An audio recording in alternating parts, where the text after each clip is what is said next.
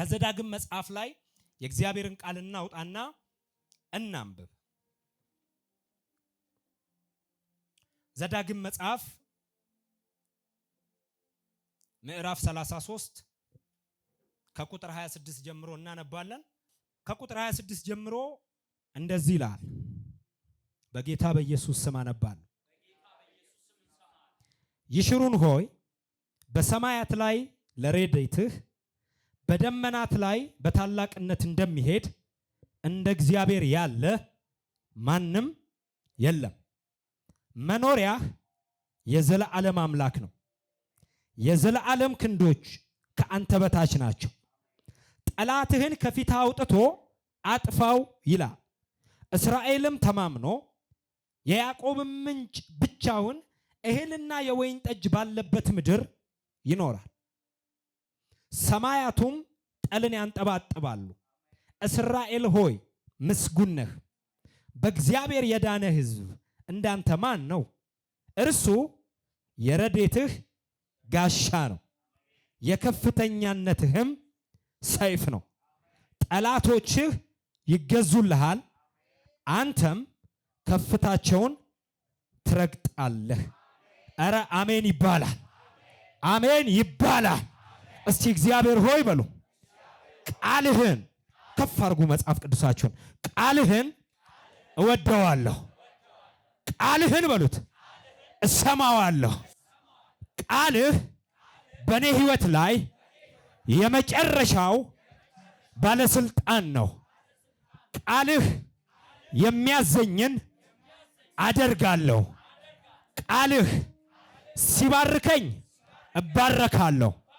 ቃልህ ሲናገረኝ እቆማለሁ። ቃልህን እሰማለሁ፣ በቃልህ አፈራለሁ። በቃልህ በሉት ህይወቴ ይቀየራል። ዛሬ ምሽት ቃልህ ወደኔ፣ ወደ ህይወቴ፣ ወደ ቤቴ ስለምትልክ አመሰግንሃለሁ። ቃልህንም እቀበላለሁ። ይሰራኛል፣ ይለውጠኛል፣ ይፈውሰኛል፣ ነፃ ያወጣኛል። ቃልህ ይሰራል። አሜን። ተባረኩ። ወደ አነበብኩት ቃል ከመግባቴ በፊት ስለ እግዚአብሔር ቃል አንዳንድ ነገር ልንገራችሁ። አሁን የምናወራው ይሄ አሁን ያነበብኩት ከመጽሐፍ ቅዱስ ላይ ያነበብኩት ቃል የእግዚአብሔር ቃል ነው፣ የቢንያም ቃል አይደለም። ብዙ ጊዜ ጉባኤ ከሚሸወድበት፣ ይቅርታ ለዚህ ቃል፣ ጉባኤ ከሚታለልበት ነገር አንዱ የእግዚአብሔርን ቃል እንደ እግዚአብሔር ቃል ከመስማት ይልቅ የእግዚአብሔርን ቃል ከተናጋሪው ማንነት ጋር በማገናኘት ለመቀበል ይከብዳል። ጳውሎስ እንደዚህ አለ፣ ይህንን መልእክት ይዘንላችሁ በመጣን ጊዜ ያመጣንላችሁን መልእክት አለ እንደ ሰው ቃል አልተቀበላችሁንም አለ። እንደ እግዚአብሔር ቃል፣ እንደ ራሱ እንደ እግዚአብሔር ቃል ስለተቀበላችሁት በህይወታችሁ ላይ ለመስራት ችሏል። እምነታችሁ እንደውም በጎረቤት ሀገራት እስኪሰማ ድረስ ስለ እናንተ መልካም ምስክርነት ሰምተናል አላቸው ለተሰሎንቄ ሰዎች። ለምንድን ነው የተሰሎንቄ ሰዎች የህይወት ምስክርነት በአጎራባሽ ከተሞች ላይ የሄደው ሲባል እነ ጳውሎስ ይዘውላቸው የሄዱትን ቃል እንደ ጳውሎስ ቃል አልሰሙትም። እንደ እግዚአብሔር ቃል ነው የሰሙት። የእግዚአብሔር ቃል ደግሞ በዕብራውያን መጽሐፍ ምዕራፍ 4 ላይ ሲናገር ሕያው ነው የሚሰራም ነው ይላል። የማ ቃል? አሁን ያነበብኩት የእግዚአብሔር ቃል ሕያው ነው ደግሞም የሚሰራ ነው። ሕያው ነው ማለት ህይወት አለው። ስሙኝ፣ የሰው ቃል ድምጽ ነው፣ የቢንያም ቃል ድምጽ ነው። ማንም የሰው ቃል ቢናገር ድምጽ ነው። እግዚአብሔር ቃል ጋር ስትመጡ የእግዚአብሔር ንግግር ድምጽ አይደለም፣ ሕያው ነው፣ ህይወት አለው፣ ህይወት አለው። ምን ማለት እንደሆነ ታውቃላችሁ? በሌላ አማርኛ ለሞተ ነገር ህይወት ማጋባት ይችላል። የእግዚአብሔር ቃል ለሞተ ነገር ህይወትን መስጠት ይችላል። የእግዚአብሔር ቃል አለ ሕያው ነው ካለ በኋላ ደግሞ የሚሰራ ነው። ይሰራል። ምንድነው የሚሰራው ብትሉት እንደዚህ ይላል፣ የሰውን ሁለንተና መስራት ይችላል። ጅማትንና ቅልጥምን መንፈስንና ነፍስን እስኪለያይ ድረስ ይወጋል አለ። ብቸኛ የሰውን ሁለንተና መስራት የሚችል እግዚአብሔር ቃል። የየትኛውም ሰው ቃል የሰውን ሁለንተና መስራት አይችልም። ምናልባት ሳይካትሪስቶች ጋር ብትሄዱ የሰውን የእውቀት ክፍል ሊሰሩ ይችላሉ፣ የስሜት ክፍል ሊያክሙ ይችላሉ። የሰውን ሁለንተና ግን መስራት አይችሉም። ይሄ አሁን የምትሰሙት የእግዚአብሔር ቃል የሚሰራ ነው። እናንተ አሜን በሉ። የሚሰራ ነው። የሚነገርባችሁ የአምላክ ቃል የእናንተን ነገር መስራት የሚችል ነው። ጅማት ቅልጥም የሚለው የሰውን አካል ይወክላል አይደል? አካላችሁ ላይ ያለ ነገር ቢኖር ህመም ቢኖር እንደዚህ እኮ ነው የሚለው። ቃሉን ላከ ከኔ ጋር ናችሁ ቅዱሳን? ቃሉን ላከ። ፈውስ ሲያስፈልግ ቃል ነው የሚመጣው። አልሰማችሁኝ? ፈውስ ሲያስፈልግ እግዚአብሔር ዶክተር ማንን ልላክ አይልም፣ ቃሉን ነው የሚልከው። እያልኳችሁ ያለሁት ዛሬ የምትሰሙት ቃል በህይወታችሁ ላይ ስራን ይሰራል። ይሄ የእግዚአብሔር ቃል በእናንተ ቤት ላይ ስራን ይሰራል። ስራ የሚሰራው ቢንያም ስለተናገረው አይደለም። የእግዚአብሔር ቃል ባህሪው መስራት ነው። ይሰራል አለ። ምን ይላል? ይሰራል። የማይሰራው የሰው ክፍል የለውም። መንፈሳዊ ችግር ቢኖር የእግዚአብሔር ቃል ይሰራዋል። የነፍስ ክፍል ችግር ቢኖር የእግዚአብሔር ቃል ይሰራዋል። የሰውነት ክፍል ችግር ቢኖር የእግዚአብሔር ቃል ይሰራዋል። ዛሬ የሆነን ሰው ታሪክ የእግዚአብሔር ቃል ይሰራዋል። የሚነገረው የእግዚአብሔር ቃል የሆነን ሰው ቤት ታሪክ ይሰራል። ኢሳይያስ መጽሐፍ ላይ እንደዚህ ይላል የእግዚአብሔር ቃል፣ እንደዚህ ይላል፣ ዝናብና በረዶ ከሰማይ እንደሚወርድ። ከዛስ ዝናብ ከዘነበ በኋላ ምንድነው የሚሆነው? እስቲ ትንሽ አስቡ። አሁን ሰሞኑን ይዘንባል አይደል? አስኮ ዝናብ ይወዳታል፣ እኛም ጋር ይዘንባል። ዝናብ ከዘነበ በኋላ ምንድነው የሚሆነው? ትንሽ አስቡት። ቃሉን እነግራችኋለሁ። እንደዚህ ይላል የእግዚአብሔር ቃል፣ ዝናብና በረዶ ከሰማይ እንደሚወርድ ምድርን እንደሚያረሰርሳት እንደሚያረካት። አቤት! ምድርን እንደሚያረሰርሳት ምድርን እንደሚያረካት ታፈራና ታበቅል ዘንድ እንደሚያስችላት እንጂ በከንቱ ወደ እኔ እንደማይመለስ ወደ ሰማይ እንደማይመለስ ስለ ዝናብ ነው የሚናገረው። ደረቅ ምድር ታውቃላችሁ?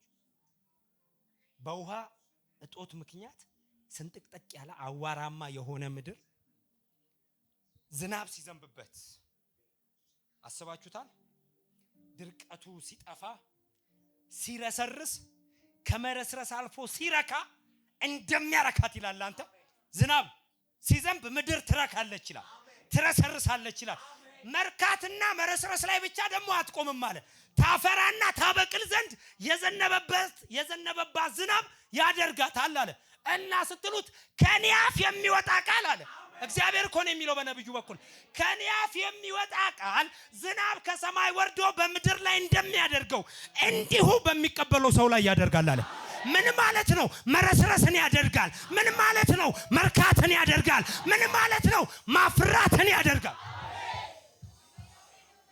እያልኳችሁ ያለሁት እንደዚህ ነው። ዛሬ የምትሰሙት ቃል ይሄ የእግዚአብሔር ቃል የዚህ ወዳጆች ከሆናችሁ አሁን ባይዘዌ ይሄንን ሁሉ የምናገረው እኮ ሳወራ በኋላ እግዚአብሔር የሰጠኝ መልእክት ሳወራ ሰውነታችሁ ሁሉ ጆሮ ሆኖ እንድሰሙኝ ነው።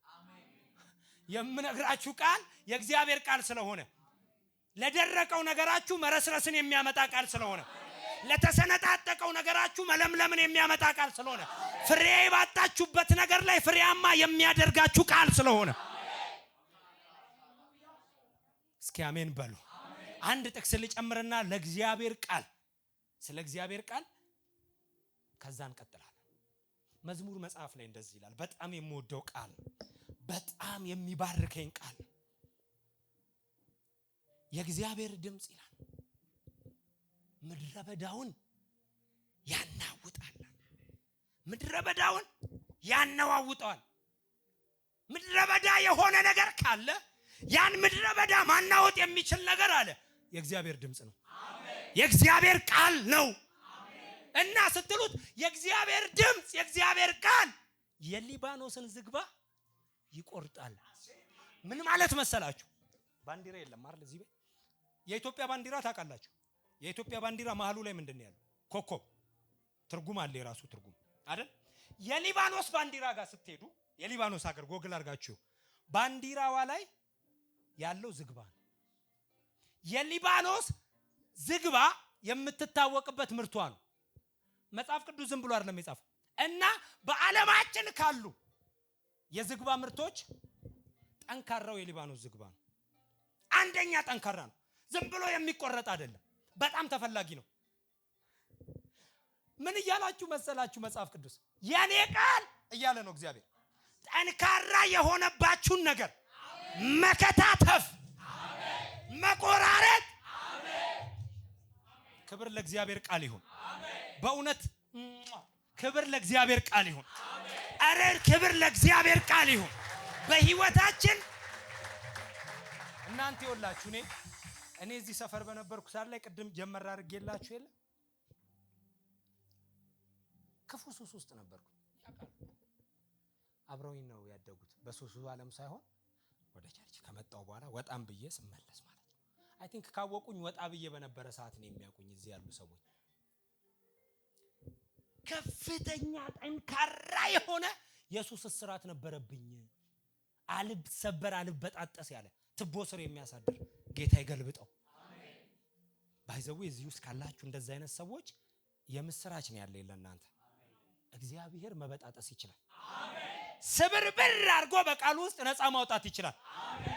እኔን ከዛ እስራት የበጣጠሰና ነፃ ያወጣኝ የእግዚአብሔር ቃል ነው ልላችሁ። አሜን። አሜን ነው ወይ? ዝግጁ ናችሁ ለእግዚአብሔር ቃል? አሁን ጆሮ ሆኖ አሉለንተናችሁ ለእግዚአብሔር ቃል ዝግጁ ናችሁ? የእግዚአብሔር ቃል በሉ እስኪ ህይወቴን ይሰራዋል። የእግዚአብሔርን ቃል እወደዋለሁ። ክብር ለኢየሱስ ይሁን። እግዚአብሔር እኔ አኖራችኋለሁ በላቸው ነው ያለኝ። እኔ አኖራችኋለሁ፣ እኔ አኖራችኋለሁ፣ እኔ አኖራችኋለሁ። ቅድም ፕሮፌት ቆሞ እዚህ ጋር ተናግሯል። የኢዮብ 35:17 ላይ ያለን ቃል ይጠጋጋል። ዲምቡ የሆነ ቦታ ላይ ያስገባዋለሁ እንደምንም ብዬ ይጠጋጋል። እግዚአብሔር ያኖረኛል በሉ እስኪ ጮክ ብላችሁ በሏ። ግድ የላችሁም ደግማችሁ በሉት። በኑሮ ስጋት ወደዚህና ወደዛ እየተፍገመገማችሁ እኮ ነው ያላችሁት። ግድ የላችሁም የኔ መኖሪያ እግዚአብሔር ነው በሉ። ድገሙት በደንብ። አልሰጋም በሉ። አልፈራም፣ ያኖረኛል። አሜን አቲም? አንቺ አሜን አቲም?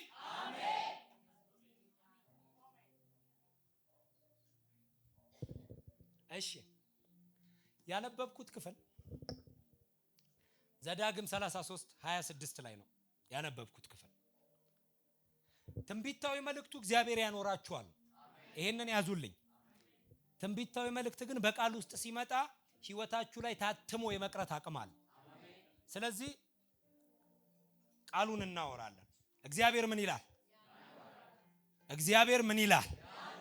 ይሄንን ብዬ ብሄድ ስኬታማ ነኝ። እግዚአብሔር ምን ይላል? እግዚአብሔር ምን ይላል? ግዴለሽም አየሩ ይስማ እግዚአብሔር ምን ይላል? ሁኔታው ይስማ እግዚአብሔር ምን ይላል? ጓዳሽ ይስማ እግዚአብሔር ምን ይላል? ግዴለም ድገመው እግዚአብሔር ምን ይላል? አረ እግዚአብሔር ያኖራል። ይሄን ቃል የተናገረው ሙሴ ነው። አንድ ሰው እንድታስቡ ፈልጋለሁ። ምን አይነት ሰው እንድታስቡ ፈልጋለሁ መሰላችሁ? አይ ቲንክ አሁን በእኛ ዘመን ከቀረ አላቅም። ቀደም ባሉት በእኛ ታላላቆች በእኛ እናትና አባቶች ዘመን ግን አንድ ባህል ነበረ። በሰፈሩ ላይ የተከበረ በቤተሰብ መሃል የተወደደ ተለቅ ያለ የቤቱ አባት የቤት ትልቅ የሆነ ሰው ሊሞት ሲል የነፍስ አባትም ከሆነ የነፍስ አባት የእድር ዳኛም ከሆነ የእድር ዳኛ አንዳንድ ያለፍ ብሎ የቀበሌም ሊቀመንበር በቀየው ላይ የተከበረ ሰው ይጠራና አጀንዳ ወረቀት እስክሪብቶ ይዞ ይመጣሉ። እኚህ ትልቅ ሰው ሊሞቱ ስለሆነ እኚህ ሰው ከመሞታቸው በፊት ወሳኝ የሆነ ቃላቸውን ሲር በመተል እስትንፋሳቸው ይናገራሉ። እና በዛ ሰዓት ላይ ሰው ሊሞት አፋፍ ላይ ባለበት ሰዓት ላይ ተራ የሆነ ነገር አይናገርም። እንዲሁ ለጫወታ የሆነ ነገር አይናገርም አይደለ? ኑዛዜ ይባላል አይደል? የሞት ኑዛዜ። ሰውየው ካለፉ በኋላ ኑዛዜ ነው የሚባለው። እስካላለፉ ድረስ የመጨረሻ ቃላቸው ነው የሚባለው። እና ሙሴ ይሄን ቃል ሲናገር እየተናዘዘ ነው። የመጨረሻ ንግግሩ ነው። ከዚህ ንግግር በኋላ ወደ ሞዓብ ተራራ ላይ ወጥቶ አሸልቧል። እና ይሄ ንግግር ማለት በጣም ወሳኝ፣ በጣም ሲሪየስ፣ በጣም ትኩረት ሊሰጠው የሚገባ ቃል ነው። እኔ ጋር ናችሁ? ስለዚህ ሙሴ ገና ዘዳግም 33 ሲጀምር የእግዚአብሔር ሰው ሙሴ ሳይሞት የእስራኤል ልጆችን የባረከበት በረከት ይቺ ናት አለ። ይሄ ታሪክ የሆነው እስራኤላውያን 40 ዓመት በምድረ በዳ ተጉዘው ወደ ከነዓን ለመግባት ጫፍ ላይ ደርሰው በሞዓብ ምድር ላይ ሰፍረው በነበረበት ጊዜ ነው። ሁላችሁም ታውቃላችሁ። እግዚአብሔር ለአብርሃም መጥቶ ቃል ገባለት። ዘር ምድሩ ባልሆነው ቦታ ላይ ለ400 ዓመት ምን ይላል? ይገዛል። ከዛ ነው መጣና አድናቸዋለሁ፣ ነፃ አወጣቸዋለሁ ብሎ እግዚአብሔር ለአብርሃም ቃል ገባለት ይለናል መጽሐፍ ቅዱስ። ከዛ በኋላ ዘፍጥረት መጽሐፍ ሲያልቅ እስራኤላውያን ግብጽ ምድር በዮሴፍ አማካኝነት ገብተው መጽሐፉ ይዘጋል። ዘጸአት መጽሐፍ ላይ ይጀምራል። ዘጸአት መጽሐፍ ላይ ሲጀምር ደግሞ እስራኤላውያን በግብጽ ምድር ሆነው 430 ዓመት እንደተገዙ ይነግረናል። በነገራችን ላይ እግዚአብሔር 400 ዓመት ይገዛሉ ነው ያላቸው አይደል? የዘጸአት ጻፊ ግን ስንት ዓመት ይለናል? 430 ዓመት ይላል። እቺ 30 ዓመት ክፍተት እንዴት እንደመጣች አላቅም፣ ግን አንድ ነገር ይገባኛል በመንፈሴ። እግዚአብሔር የተናገራቸው 400 ዓመት ላይ ነፃ እንዲወጡ ነው። የእግዚአብሔር ፕሮግራም ለነሱ 400 ዓመት ላይ ነፃ ማውጣት ነው። የፈርዖን መንፈስ አሰራር ደግሞ 30 ዓመት አዘግይቷቸዋል። የሚያዘገይ የመንፈስ አሰራር የተመታ ይሁን። አሜን። 30 ዓመት እሷ ነች የትግሏ የጭንቋ ጡብ ስራ የተጨመረባቸው አዘግይቷቸው። ብቻ ወደ ዋና መልእክቴ ልመለስ። ስለ ፈርዖን መንፈስ አይደለም የማወራው። እግዚአብሔር ዘጸአት መጽሐፍ መጀመሪያ ላይ ሙሴ ጋር መጣ ይለናል። ከዛ ለሙሴ ተናገረው። በምድያም ምድር እያሉ ምን አለው? ለአባቶችህ ለአብርሃም ለይስሐቅ ለያዕቆብ ወደ ማልኩላቸው ምድር የእስራኤልን ሕዝብ ከፈርዖን ባርነት ነፃ ታወጣና ይዘህልኝ ትገባለህ፣ ይዘህልኝ ትሄዳለህ፣ ከነዓንን ታወርሳቸዋለህ። አሁን ከዚህ ከዮቶር ቤት ውጣና ከምድያም ምድር ውጣና ወደ ግብጽ ተመለስ፣ ስራ ሰጥሃለሁ፣ የአገልግሎት በር ከፍትልሃለሁ፣ ሂድና ህዝቤን ነፃ አውጣ አለ። ሙሴ ተከራከረ። እግዚአብሔርን ተከራክሮ የሚያሸንፍ ስለሌለ መጣ። አያምኑኝም አለ። እንዲያምኑ ይሄን ታደርጋለህ አለው። የሚያደርገውን ነገር ነገረው። አይ ሲል አሮንም አለ ከፈለክ በቃ ሂድ አለ። መጣ፣ ከምድያም ምድር መጣ፣ ግብጽ ቤት ገባ። ዕብራውያንን ሰበሰበና ነገራቸው። በየነገዱ ሰብስቦ ነገራቸው። የአባቶቻችሁ አምላክ እግዚአብሔር አሁን ስለናንተ ተንቀሳቅሷል። አሁን ስለናንተ መጥቷል። ምን ሊያደርግ? ጩኸታችሁን ሰማው አለ። ተጨንቃችሁ የጮኻችሁትን ጩኸት አስገባሪዎቻችሁ። በነገራችን ላይ ምን እንደሚል ታውቃላችሁ? መጽሐፍ ቅዱስ እየበዛ የነበረው ህዝብ ማን ነው? እስራኤል ነው። ጠንካራ የነበረው ህዝብ ማን ነው? እስራኤል ነው። በስተዋል፣ ጠንክረዋል። ይኸው ጠንካሮች ናቸው፣ ብዙ ናቸው። እንደ ማንነታቸው እንዳይኖሩ ግን የፈርዖን መንፈስ ይዟቸው እየበዙ እየጠነከሩ በአሸናፊነት እንዳይኖሩ ማለት ነው። ይሄ መንፈስ እግዚአብሔር ይገልብጠው። አሜን። እንዳላቸው አቅም እንዳይኖሩ። አቅም የነሱ ነው፣ ብዛት የነሱ ነው፣ ግን ጡብ ይጠበጥባሉ። እነሱ አይደሉም፣ ግብፃውያን ያውቃሉ፣ ጠላቶቻቸው ያውቃሉ። ባይዘቡ የኛ ክርስቲያን ነገር እንደዚህ ነው። እኛ ስለ ራሳችን የማናውቀውን ነገር ጠላታችን በደንብ ያውቃል። እሱ እኮ ጠንካራ ነው፣ እሱ እኮ ብርቱ ነው፣ ግን እኔ አስገብረዋለሁ ነው የሚለው። እግዚአብሔር ይገልብጠው። መልእክቴ አይደለም፣ ለሆነ ሰው ሊሆን ይችላል። መጣና ሙሴ እስራኤላውያንን አሁን እግዚአብሔር ስለተንቀሳቀሰ እንንቀሳቀሳለን አላቸው። እግዚአብሔር ሊያድነን ስለመጣ እንወጣለን አለና ፈርዖን ጋር ገቡ። ታውቁታላችሁ ታሪኩን። ቶሎ ቶሎ ነው ሰዓት ለመጠቀም ነብይም እንዲጸልይልን። ከዛ ፈርዖን አለክማል። እግዚአብሔር ማን ነው? ህዝቡን ስለቅ ዘንድ ማን ነው? እሱ አላቅማል። የምታቋቸውን 10 ታላላቅ መቅሰፍቶች እግዚአብሔር በግብፃውያን ላይ ያደረገና ህዝቡን በታላቅ ሞገስና በታላቅ ድል አወጣቸው። ክብር ለኢየሱስ ይሁን፣ ክብር ለኢየሱስ ይሁን። ጩኸትን ሰምቶ የሚመልስ እግዚአብሔር የሚባል አምላክ በዙፋኑ ስላለ ተንቀሳቀሰ። ጮሁ፣ ጩኸታቸውን ሰማ፣ መጣ፣ አዳናቸው። አሜን። አድኗቸው። ጉዞ ጀመሩ፣ ጉዞ ጀመሩ፣ ጉዞ ተጀመረ። መጡ፣ ወጡ። ፈርዖን ተከተላቸው ቀይ ባህር ጋር። እነሱ ተሻገሩ፣ እሱ ሰምጦ ቀረ። ከዛ በኋላ በገና አንስተው ምን አሉ ይላል? ዘመሩ። እነ ማርያም እና አሮን እልል አሉ። ህዝቡ እርስ በራስ የሚያወሩ ይመስለኛል። ህዝቡ በጣም እርስ በራስ የሚያወሩ ይመስለኛል። ምን እያሉ? የአባቶቻችን አምላክ እግዚአብሔር ደረሰልን። ለአብርሃም እንደተናገረ፣ ለይስሐቅ እንደተናገረ፣ ለያዕቆብ እንደተናገረ እኔ እኮ አይመስለኝም ነበር። እኛ እኮ አባባ ሲነግረን፣ እማማ ስትነግረን እኮ እግዚአብሔር በእኛ ዘመን መጥቶ የሚያድነን አይመስለኝም ነበር። ምክንያቱም 400 ዓመት እንኳን ካለፈ እኮ 30 ዓመት ተቆጥሯል። አይገርምም? እኛ ምን አይነት እድለኞች ነን! እግዚአብሔር እኮ ደረሰልን። ደግሞ ማርና ወተት ወደምታፈስ ምድር፣ ኪዳን ወዳለባት ምድር ይኸው አሁን መንገድ ጀመርን። እንገባለን፣ እንወርሳለን። የት? ኪዳን ወዳለባት ምድር፣ ያቺ ከነዓን የምትባል ምድር፣ ለአባቶች የተነገረች ምድር እንወርሳለን። እግዚአብሔር ቃሉን ሊፈጽምልን ነው እያሉ እየተነቃቁ ከበሮ ይዘው እልል እያሉ ነው የመጡት። እዚህ ጋር እስኪደርሱም ማለት ነው።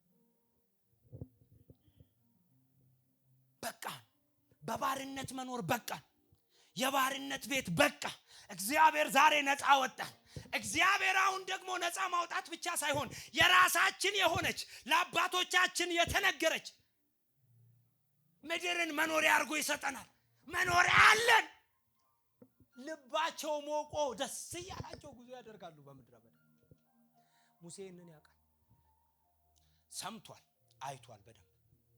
አሁን አለ ሙሴ ከነዚህ ሰዎች ሳልለይ እነዚህ ሰዎች ጋር ማስተካከል ያለብኝ አመለካከት አለ። እነዚህ ሰዎች ጋር መቀየር ያለብኝ ትልቅ እና ዋና ኢሹ አለ። ትንፋሼ ሊቆረጥ ከሆነ ለይሽሩን ለእስራኤል መናገር ያለብኝ አንድ ትልቅ ነገር አለ። ኑ ተሰብሰቧል። እናንተ እስራኤላውያን ሆይ ስሙ። መኖሪያችሁ ራሱ እግዚአብሔር እንጂ የምትገቡባት ምድር አይደለችም። ከነዓን የተባለችው ወተትና ማር የምታፈስ የተባለው ዘኍልቍ 13 ላይ የምድሪቷን ሪፖርት ሄደው ሲያመጡ ይዘውላችሁ የመጣችሁ ፍሬዋን ያያችኋት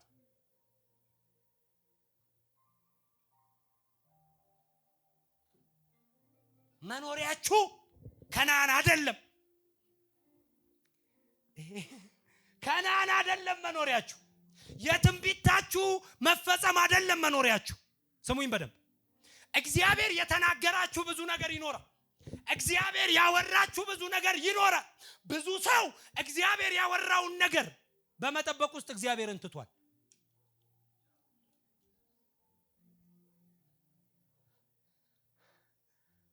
ሰምታችሁኛል? አሁን ያልኩትን እግዚአብሔር ያወራውን ነገር ያለ እግዚአብሔር ይጠብቀዋል። ሙሴ እንደዚህ አለ፣ እናንተ እስራኤላውያን ስሙኝ አለ። እናንተ እስራኤላውያን ስሙኝ፣ እስትንፋሴ ከኔ ሲጥሳትል የምነግራችሁ መሰረታዊ ነገር አለ። መኖሪያችሁ የዘላለም አምላክ እግዚአብሔር ነው። የምትገቡባት ምድር ያችሁት ተራራ ላይ ሆነው እንደዚህ ያዩት ነው። ያቺ ወተትና ማር የምታፈሰው ከነዓን አይደለችም። ልባችሁ እሷ ጋር እንዳይሰፋ፣ ልባችሁ እሷ ጋር እንዳይጣበቅ የሚያኖራችሁ እግዚአብሔር ነው። አሜን አቲም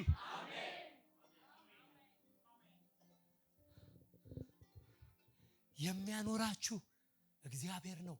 የሚሰጣችሁ ነገር አይደለም። ይኸው ብዙ ሰው የሚኖር የሚመስለው በደሞዙ ነው። ያኛው የሥራ በር ካልተከፈተ እኔ እንዴት ነው የምኖረው ይላል። እየጸለየበት ያለው የሥራ በር ሲዘጋ ብራዘር፣ የተከፈተልህ የሥራ በር አይደለም የሚያኖርህ። አዎ እግዚአብሔር የሥራ በር ይከፍታል። አዎ እግዚአብሔር ስራን ይሰጣል። ግን ስራ ስላለ ትኖራለህ ማለት አይደለም። አይን ከስራ ላይ ይነሳ። ሙሴ እንደዚህ ያላቸው መኖሪያችሁ እግዚአብሔር ነው። መኖሪያችሁ እግዚአብሔር ነው። ከነዓን አይደለችም። የሚፈጸምላችሁ እግዚአብሔር ተናግሯችሁ ልትወርሱት ያለው የምትገቡበት ምድር አይደለም የእናንተ መኖሪያ።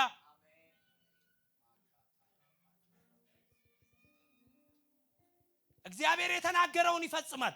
የተናገረውን በፈጸመ ጊዜ የተናገረውን ሲፈጽምላችሁ ያ የሰጣችሁ ነገር የእናንተ መኖሪያ አይደለም። ጆሮ ያለው ዛሬ እና ማን ነው መኖሪያችን ሲሉት መኖሪያችሁ አለ የዘላለም አምላክ እግዚአብሔር ነው። የመቼ አምላክ? አረ የመቼ አምላክ? ያቺ ከነዓን እኮ የለችም ታውቃላችሁ።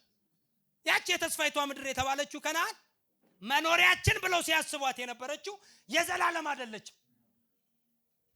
የዘላለም የሚባል ነገር የለም ከእግዚአብሔር ውጭ። እስኪ አሜን ይባላል። ችግርሽ የዘላለም አይደለም፣ ስኬትም የዘላለም አይደለም። የዘላለም የሚባል ጥያቄም የለም። የዘላለም የሚባል ጉለትም የለም። የዘላለም የሚባል ሙላትም የለም። የዘላለም የሚባል ረሃብም የለም። የዘላለም ነገር ከፈለጋችሁ የዘላለም እግዚአብሔር ብቻ ነው። የማያልፍ እግዚአብሔር ብቻ ነው። እህቴ አሁን ያለሽበት ነገር ያልፋል። ብራዘር አሁን ፌስ እያረከው ያለው ነገር ያልፋል። ያልፋል። ችግር ነው ያልፋል። መከራ ነው ያልፋል። ማጣት ነው ያልፋል። ስልጣንም ላይ ያላችሁ ካላችሁ ያልፋል። ስኬትም ላይ ያላችሁ ካላችሁ ያልፋል። አንዳንድ ሰው እንደዚህ ይላል፣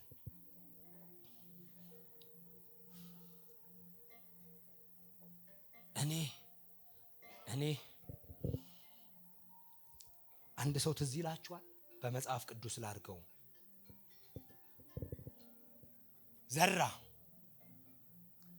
አጨደ፣ ወቃ አይደል? ከመዝራት ከማጨድ በኋላ ምንድነው ማውቃት? ወቃ።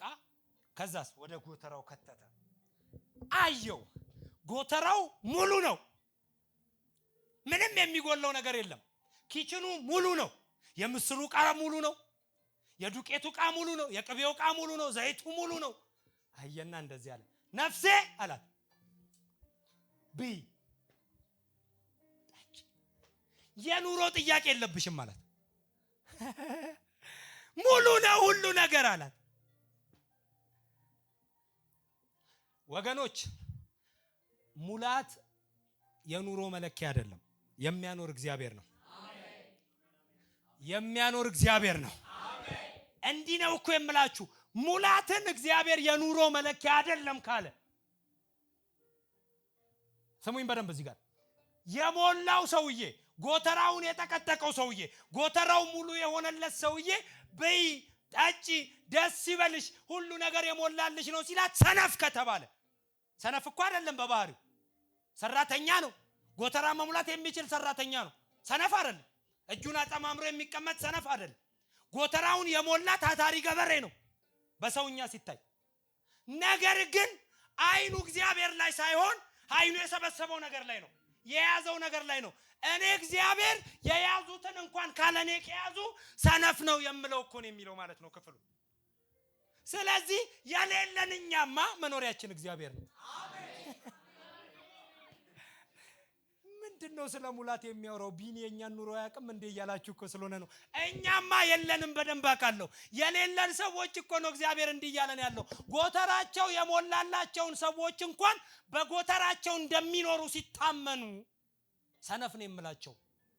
እንኳን የሌላችሁ ሰዎች ሰው እንዴት ባጎቱ ይታመናል? እግዚአብሔር እያለ እንዴት በዲግሪው ይታመናል? እግዚአብሔር እያለ እንዴት በደሞዙ አልፈዋለሁ ይሄንን ጊዜ ይላል። ብራዘር የምታልፈው እግዚአብሔር አኗሪ ስለሆነ ነው። እግዚአብሔር ስለሚያኖረን ነው የምናልፈው። የምንሰማው ነገርማ ከቻልክ በሱዳን ካልቻልክ በሊቢያ ጠፋ የሚያስብል ነው። እንደ ሀገር የምንሰማው ነገር ስሙኝ ስሙኝ ስሙኝ በራ እጨርሳለሁ። ሙሴ እንደዚህ ያላቸው ልባችሁ ከናን ምድር ነው። ከናን ሽንኩርት፣ ከናን የሆነ ነገር፣ ከናን ለአባቶቻችን የማለላት ምድር፣ ለአባቶቻችን የማለላት ምድር፣ ለአባቶቻችን ተረጋጉ። መኖሪያችሁ አሜን። ዛሬ ያለ ነገ የለም። ዛሬ ያለ ነገ የሚኖረው የዘላለም አምላክ እግዚአብሔር ብቻ ነው። ሙሴ እኮ ከጥቂት ደቂቃ በኋላ የለም አብሯቸው። በነገራችን ላይ እናንተ ሰምታችሁኛል። 40 ዓመት ከፊታቸው ሲሄድ የነበረ ስለነሱ ከእግዚአብሔር ጋር ሲሟገትላቸው የነበረ መሪያቸው፣ ውሃ ጠማን ሲሉት ውሃ የሰጣቸው፣ ስጋ ማረን ሲሉ ስጋ ሲያስወርድላቸው የነበረ፣ በፈርዖን ፊት ታላላቅ ታምራትን በሱ አማካኝነት ሲደረግበት የነበረ ሙሴ ከ3 ቁጥር በኋላ እኮ አብሯቸው አይቀጥልም። ሙሴን አያዩትም ከ3 ቁጥር በኋላ። ሙሴ ግን እንደዚህ ያላቸው እኔ አልኖርም፣ ለዘላለም ግን የሚኖር እሱ አለ።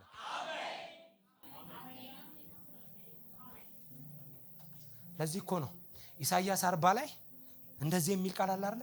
አጽናኑ ህዝቤን፣ አጽናኑ። ማጽናናትን የሚያስፈልገው በምርኮ ላለ ህዝብ ነው። አጽናኑ። ምን ብላችሁ ነው የምታጽናኑት? እግዚአብሔር ትቶኛል እያለ ነው ህዝቤ፣ እግዚአብሔር ረስቶኛል እያለ ነው ያለው ህዝቤ አላቸው በኢሳይያስ በኩል። እና ምን ብለን እናጽናና ሲሉ አልሰማችሁም እንዴ? አንተ ያዕቆብ ቤት ያልሰማህም ወይ? እግዚአብሔር አምላክ የዘላለም አምላክ ነው። በዚህ ተጽናና በቃ። እግዚአብሔር አምላክ የዘላለም አምላክ ነው። የምድር ዳርቻ ፈጣሪ ነው። አይደክምም፣ አይታክትም። ይሄ ቃል ነው ሊያጽናና የሚገባው። በባርነት ላለ ህዝብ ነው እኮ እንደዚህ የሚለው። አምላክ የለም እንዴ ሲሉት አለው እኔ ለዘላለም። በአባቶቻችሁም ዘመን ነበርኩ፣ አሁንም አለው፣ ወደፊትም እኖራለሁ። ከዚህ ከባቢሎን ግን ትወጣላችሁ ማለቱ እኮ ነው። ባቢሎን ሁኔታው ይቀየራል ማለቱ ነው። እኔ ጋር ናችሁ። ይሄ አኖራችኋለሁ የሚለው እግዚአብሔር እንደሱ የሚመስል የሌለለት እንደ እግዚአብሔር ያለ ማንም የለም ብዬ ደምድሜ የምነግራችሁ እግዚአብሔር ነው አለ ሙሴ። እንደ እግዚአብሔር ያለ ማንም የለም ብዬ ደምድሜ የምነግራችሁ እሱ ዘላለማዊ አምላክ የሆነው እግዚአብሔር ሁሉን የሚያሳልፍ እሱ የማያልፍ ሁሉ ሲለዋወጥ እሱ የማይለወጥ ብራዘር ትላንትና አብሮ ቆሞ ብዙ ተስፋ የገባል ሰው ዛሬ ሊለወጥ ይችላል። አንድም ቸግሮት አንድም ተጣሞ ብዙ አይኖቻችሁን የጣሏችሁባቸው ሰዎች አጠገባችሁ ላይ ኖሩ ይችላሉ። እከሌ ያለልኛል ፈዋለሁ ያላችሁትን ነገር እከሌ ማለ እንደ ሸምበቆ ተሰብሮ ሊሆን ይችላል። ሰው ነው ለዘላለም መለወጥ የማያውቀው ለዘላለም መቀየር የማያውቀው። አያችሁ እግዚአብሔር እሱን እንድናይ ነው የሚፈልገው። ኑሮን ስናስብ እሱን እንድናይ ነው የሚፈልገው። በነገራችን ላይ አንድ ነገር ልንገራችሁ፣ ማበድ የሚፈልግ ሰው አለ? ማበድ የሚፈልግ ሰው ቀላል ነው። በቃ ውጡና ሁኔታችሁን አሁን እዛ ጋር ቆም ብላችሁ ሁኔታችሁን አስቡት። ሁኔታችሁን አስቡት። እሺ በሌላ አማርኛ ልንገራችሁ፣ ወራዊ ገቢያችሁንና ወራዊ ወጪያችሁን አስቡት። ራሳችሁን ሌባ ብላችሁ ፖሊስ ታበዳችሁ እጅ ትሰጣላችሁ።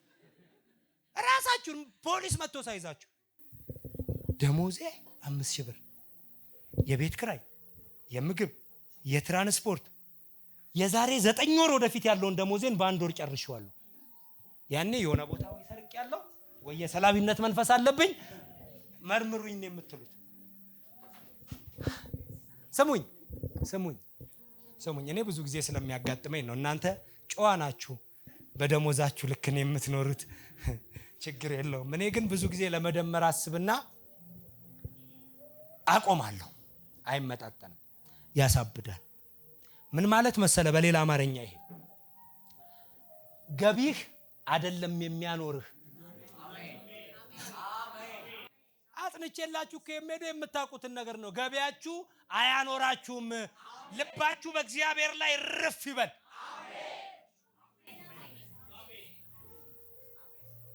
ለምድር ሰላም ጸልዩ። የምድር ሰላም ግን የምትጸልዩት የኑሮ ስጋት ይዟችሁ አይሁን። ኢራንና አሜሪካም እንዲስማሙ ጸልዩ። ካልተስማሙ ግን እኔ መኖር አልችልም ብላችሁ አይሁን። ቤንዚን 250 ብር ይገባል፣ እኔ ታክሲ መሄድ አልችልም፣ በእግሬ ስራ ልሄድ ነው ምናምን ብላችሁ አይሁን። እሺ ታውት፣ እኔ ምን አገባኝ።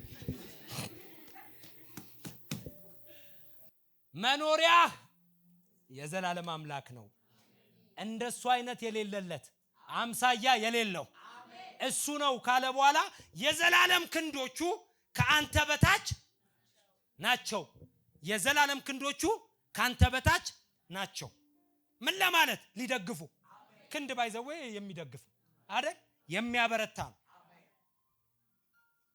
አንድ ነገር ልበል፣ ሰውን ተደግፋችሁ ኖራለሁ ብላችሁ ያሰባችሁ ሰዎች በሰው መኖር እንደው ልባችሁን እንትን እያላችሁ ያላችሁ ሰዎች ካላችሁ ይቅርባችሁ።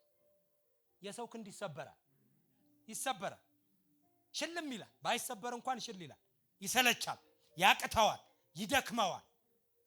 ዛሬ ተሸከመ ዘላለም አይሸከምም። ዘላለም ሊሸከም ክንዴን ካንተ በታች አድርጌያለሁ እያለ ያለው እግዚአብሔር ነው። የዘላለም ክንዴ ካንቺ ቤት በታች ነው። የዘላለም ክንዴ ካንተ ቤት በታች ነው።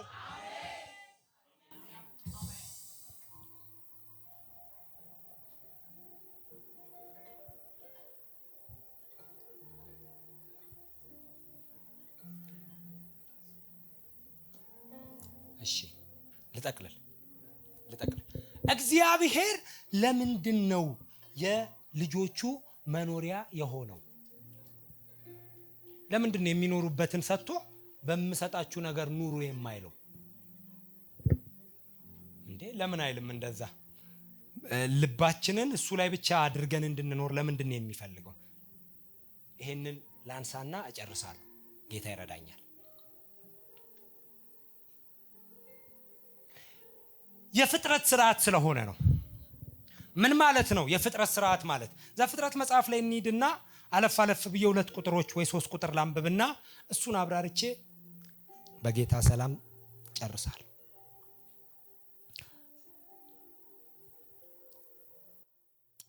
ቁጥር 9 ዘፍጥረት 1:9 እግዚአብሔርም ከሰማይ በታች ያለውን ውሃ በአንድ ስፍራ ይሰብሰብ፣ የብሱም ይገለጥ አለ። እንዲሁም ሆነ። እግዚአብሔርም የብሱን ምድር ብሎ ጠራው፣ የውሃ ማከማቻውንም ባህር አለው። እግዚአብሔርም ያ መልካም እንደሆነ አየ።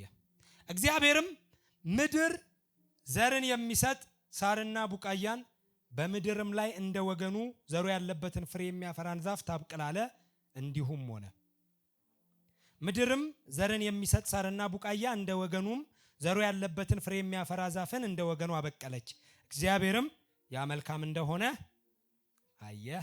ማታም ሆነ ጠዋትም ሆነ ሶስተኛ ቀን። ቁጥር 20 እግዚአብሔርም አለ ውሃ ሕያው ነፍስ ያላቸውን ተንቀሳቃሾች ታስገኝ፣ ወፎችንም ከምድር በላይ ከሰማይ በታች ይብረሩ። እግዚአብሔርም ታላላቅ አንባሪዎችን ውሃይቱ እንደ ወገኑ ያስገኘቻቸውን ተንቀሳቃሾች ሕያዋን ፍጥረታት ሁሉ እንደ ወገኑ የሚበሩትን ወፎች ሁሉ ፈጠረ። እግዚአብሔርም ያ መልካም እንደሆነ አየ። ቁጥር 26 እግዚአብሔርም አለ ሰውን በመልካችን እንደ ምሳሌያችን እንፍጠር፣ የባሕር ዓሣዎችና የሰማይ ወፎች እንስሳትንና ምድርን ሁሉ በምድርም ላይ የሚንቀሳቀሱትን ሁሉ ይግዙ። እግዚአብሔርም ሰውን በመልኩ ፈጠረው፣ በእግዚአብሔርም መልክ ፈጠረው፣ ወንድና ሴት አድርጎ ፈጠራቸው፣ ከዛም ባረካቸው ይላል። እግዚአብሔር ለምንድን ነው ህዝቡ መኖሪያው እሱ ብቻ እንደሆነ እያሰበ እሱን ብቻ እያየ እንዲኖር የሚፈልገው ለሚለው በአጭር ቃል የሰጧችሁ መልስ የፍጥረት ስርዓት ስለሆነ ነው። ምንድነው ይሄ የፍጥረት ስርዓት? ይሄ የፍጥረት ስርዓት ነው የምንለው ነገር ምንድነው? የፍጥረት ስርዓት ያልኳችሁ ነገር ምን መሰላችሁ? እያንዳንዱ ፍጥረት ላስገኘው ለተፈጠረበት ነገር ጋር ከተጣበቀ ብቻ ነው የሚኖር። አሁን ያነበብኩላችሁ 3 ክፍል አለ። በሶስቱ ክፍል ውስጥ አንደኛ ምድር ስላስገኘቻቸው ነገር፣ ሁለተኛ ውሃ ስላስገኘቻቸው ነገር፣ ሶስተኛ እግዚአብሔር ስላስገኘው ነገር ይናገራል። የመጀመሪያው ላይ የተመለከትነው እግዚአብሔር ለምድር ተናገረና ምድር ዘሩ ያለበትን ዛፍና ተክሎች ሁሉ ምን አለች ይላል? አበቀለች ይላል አይደል? ዛፎች ተክሎች ሁሉ ከምድር ምን አሉ? ተገኙ። ከምድር ምን አሉ? በቀሉ። ይሄው እግዚአብሔር ምስክሬ፣ ከዛ ቀን ጀምሮ ዛፍ በህይወት የሚኖረው ምድር ላይ እስካለ ነው። ሰምታችሁኛል ያልኩትን? ዛፍ በህይወት የሚኖረው ምድር ላይ እስካለ ነው። ዓለማችን ብዙ አይነት እንትን አለ፣ ማህበር አለ። ማህበር ታውቃላችሁ? አሁን ቲክቶክ ላይ ብዙ አይነት ማህበር እየተቋቋመ ነው። ቲክቶክ የምታዩ ከሆነ ካልሆነ ግን ካላወቃችሁ ነግራችኋለሁ። እኔም አባል የሆንኩበትን ማህበር። አሁን ግን ወደ ትምህርት ልመለስ። በምድር ላይ ስፔሻሊ ነጮቹ ጋር እኛ እንኳን እግዚአብሔር ይመስገን እኛ ገና በደንብ እንትን ስላላለን የዛፍ መብት አይደንቀንም። የዛፍ መብት አስከባሪ ኮሚቴ ምናምን አለ ውጭ ታውቃላችሁ አይደል? ስለ ደን የሚቆረቆሩ፣ ስለ ደን የሚያወሩ፣ ስለ ደን ጥናት የሚያደርጉ፣ የደን እንክብካቤ በጣም ግድ የሚላቸው እና ብዙ ብር ባጀት እየመደቡ ለደን የሚቆረቆሩ ተቋሞች እንዳሉ አታውቁም? ካላወቃችሁ ጎግል አድርጉ አሉ። እነዚህ ደን በጣም ስለሚወዱ፣ በነገራችን ላይ አንዳንዱ ሰይጣናዊም ነው እኮ ዛፍ ያገባሉ። ዛፍ ኮታ አስለብሰው ባሌ ከዛሬ ጀምሮ ዛፍ ነው ብላ ፎቶ ትነሳለች። ይሄንን ሳይታችሁ አታውቁም? ምድር ላይ አይደለም እንዴ ያለውት? ዝም የምትሉኝ አይታችሁ አታውቁም? ኧረ አሉ፣ በደንብ አሉ። የዛፍ ምናምን ኮሚቴ የሚባሉ አሉ። የአሳ ምናምን ኮሚቴ፣ የእንስሳት ምናምን ኮሚቴ፣ የአህያ ምናምን ኮሚቴ የሚባሉ አሉ። እነዚህ ሰዎች ለዛፍ በጣም እንክብካቤ ስለሚያደርጉ፣ ለተፈጥሮ እጽዋት በጣም እንክብካቤ ስለሚያደርጉ እኛ እንደውም ዛፍ እስከ መቼ አፈር ላይ ይኖራል? ከዚህ በኋላ ዛፍ እንደ ሰው ቤት ተሰርቶለት ሶፋና ቲቪ ተሟልቶለት የሚያስፈልገው ነገር ሁሉ ተሟልቶለት ቤት ውስጥ ነው፣ ሶፋ ላይ ነው መቀመጥ ያለበት ቢሉት ዛፍ አይኖርም። ይኖራል? ሶፋ ስለተደረገለት የወርቅ ወንበር ቢዘጋጅለት ዛፍ በህይወት ይኖራል? ዛፍ በህይወት እንዲኖር የተፈጥሮ ስርዓት ያስገድደዋል። የተገኘበት ቦታ ላይ መተከል አለበት። ከአፈር የተነቀለ ዛፍ ህይወቱ ያቆማል። እውነት ነው? እውነት ነው። ልክ እንደዚሁ አሳም ያስገኘው ውሃ ነው። እግዚአብሔር ለውሃው ተናገረ፣ ውሃው ታስገኛለ፣ አሳም ከውሃው ተገኘ። ስለዚህ ዘሞመንት አሳን ከውሃ የነጠላችሁት ቀን ባይ ባይ ዘይት ውስጥ ተከቶ መበላት ነው እድል ፈንታው። ከተገኘበት ነገር የተለየ ቀን ፍጥረት ሁሉ ሟች። ፍጥረት ሁሉ በህይወት መኖር ካለበት የሚያስፈልገው የተመቻቸ የተሟላ ነገር አይደለም። የሚያስፈልገው የተገኘበት ምንጩ ጋር መሰካት። ዘፍጥረት 1:26 ላይ እንደዚህ አለ። ዛፍን ሲፈጥር ለመሬት የተናገረው እግዚአብሔር፣ አሳን ሲፈጥር ለውሃ የተናገረው እግዚአብሔር፣ አስገኙ ብሏቸው ያስገኙ እግዚአብሔር እንደዚህ አለ። ሰውን ሲፈጥር ወደ አየርም አልተናገረም፣ ወደ መሬትም አልተናገረም፣ ወደ ውሃም አልተናገረም፣ ወደ ራሱ ተናገረ። አሁን የመፍጠር ተራው ሰው ነው የሚፈጠረው አለ። ሰው እንዲፈጠር ደግሞ አየርን ፍጠር ያልላትም አለ፣ አፈርንም ፍጠር አልለውም አለ፣ ውሃንም ፍጠር አልለውም እና ሰውን እኔ ራሴ ነኝ የምፈጥረው። ሰው የሚገኘው ከኔ ነው አለ። ከኔ አይደለም ከእግዚአብሔር ነው። ከኔ ሰው መገኘት አለበታል። ቀደም ለአሳ ያልነው ነገር ይሰራል። ሰው ኑሮ ስለተሟላለት አይኖርም። እኔ ከደበደባችሁኝም ማለት ሰው ኑሮ ስለተሟላለት ወርቅ አልጋ ላይ ስለተኛ እየኖረ አይደለም። ሰው ኖሯል የሚባለው ከምንጩ ጋር ከተገናኘ ነው። አሜን።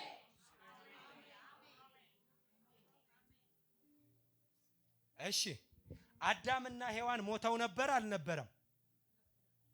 በእግዚአብሔር አማርኛ ሞተዋል አልሞቱም? ይሄን ፍሬ በበላችሁ ጊዜ ሞትን ትሞታላችሁ ያላቸው እግዚአብሔር ቃል ተፈጽሟል አልተፈጸመም? እሺ አዳምና ሔዋን ፍሬውን ከበሉ በኋላ ወልደዋል አልወለዱም? የሚቃረን አይመስልም? እግዚአብሔር ሰው እየኖረ ነው የሚለው ሲዋለድ አይደለም። ሰው እየኖረ ነው የሚለው መቃብር እስኪገባ ጠብቆ አይደለም። እንደኛ ሞቷል የሚለው ከሱ የተለየ ሰው ሁሉ እግዚአብሔር የሞተ ነው።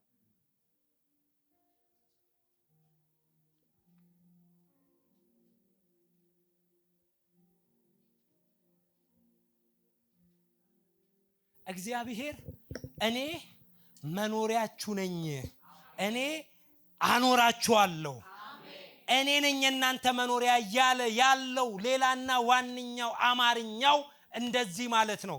ምንጫችሁ እኔ ነኝ።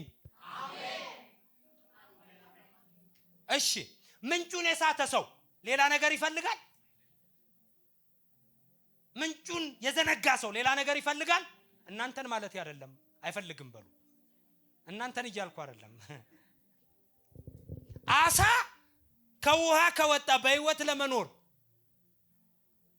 ዱባይ ነው መሄድ ያለበት? ውሃ ውስጥ ነው መግባት ያለበት? አሳ ሲሆን ይገባል።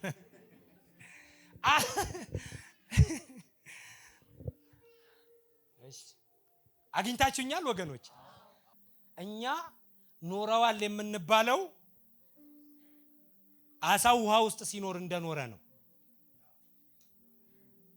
ከውሃ ውጪ አሳ ለሰከንዶች ይንቀሳቀሳል። አልሞተም ምናምን አንልም። እየሞተ ነው ያለው። ኦሬዲ ሞቷል።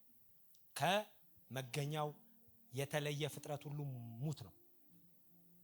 እግዚአብሔር ታዲያ መኖሪያችሁ እኔ ነኝ እያለ ያለው መገኛችሁ እኔ ስለሆንኩ ሌላ አማራጭ የላችሁም። መኖሪያችሁ እኔ ነኝ።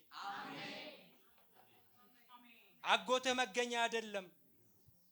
ዘመድ መገኛ አይደለም። ቤተ ዘመድ መገኛ አይደለም። የሥራ ከፍታ መገኛችሁ አይደለም። መኖር ከፈለጋችሁ ካስገኛችሁ ጋር ተጣበቁ። ዘመኑ ክፉ ነው፣ ለማለፍ ይከብዳል። አዎ ካስገኛችሁ ጋር ተጣበቁ። ያኔ በህይወት ትኖራላችሁ።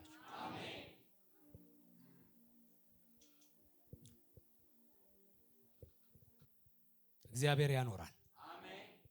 እግዚአብሔር ያኖራል። እግዚአብሔር ያኖራል።